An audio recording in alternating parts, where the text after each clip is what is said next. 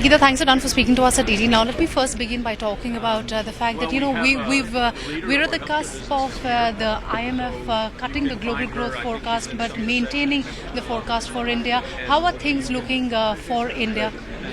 Indeed, there is. I'm sorry, there's so much background thing. Yes, indeed, there is. India is a bright spot in the growth firmament, and with the global growth slowing down, what that would mean is that India's growth would come from demand coming from within India as opposed to external demand.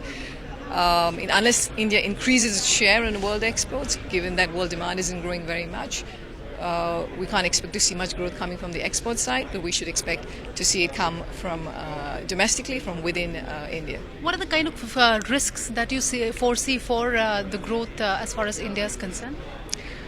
I see a few, several of them which come externally. So I think the first is commodity prices. The fact that commodity prices have been low has been a real boon for India. When that turns around, even though it's not expected to go back to very high levels, when that turns around, that has an effect on inflation. That then has an effect on monetary policy. That has an effect on the fiscal deficit. And so right now India is in a sweet spot with respect to macro stabilization. But when commodity prices do turn around, I mean, that is a source of concern. Yeah. Yes.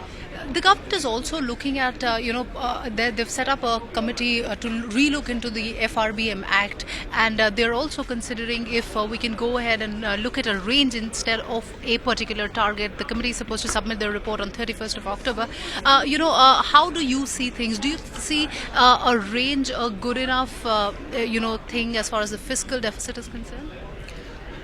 We'll have to see what the ranges that they come up with. I am one of those people who errs on the side of being fiscally prudent because my experience is that governments tend to resort to populism very quickly, and especially close to election cycles. So I hope that yes, exactly. I hope the signal remains that India is a fiscally prudent country. The government has walked the talk on a lot of reforms, including GST, the bankruptcy bill. How do you see the Modi government's reform overdrive? I think the GST is a great outcome. There is no ifs and buts about that. That is a transformational event for India.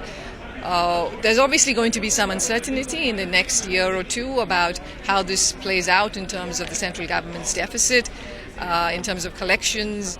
But the whole idea of getting rid of all these taxes at the border, I think, is a big plus for the Indian market. My last question, because you did talk about inflation, given the fact that we're witnessing a decent enough monsoon condition this time around, but key risks even which the new monetary policy panel had highlighted were the seventh pay commission that coming into effect, and also if the GST standard rate is set at 18%, which in all probability, given it's a political call, could be on the higher side. That is going to inch up the CPI.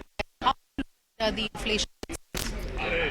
These are both important. I would put different emphasis on each of them. I would say that the pay commission increases have a greater potential to have, kind of inch up inflation over many periods.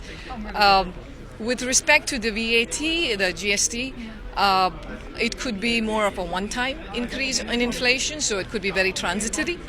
And maybe that's in that sense is lesser of a concern, but the pay commission aspect is probably has more a source of kind of more engendering inflation. So do you think that's going to limit going ahead? We'll have to see. I mean, there's also supply side reforms taking place in India, so it's possible that those will countervail the demand side effects. I mean, that has to happen. Otherwise, there has this trade-off that you have to deal with. Find us on Facebook at facebook.com/ETNow, and don't forget to click the like button. You can also follow us on Twitter at ETNowLive. To stay updated with all our programming, hit the subscribe button on our YouTube channel by logging on to youtube.com/user/ETNow.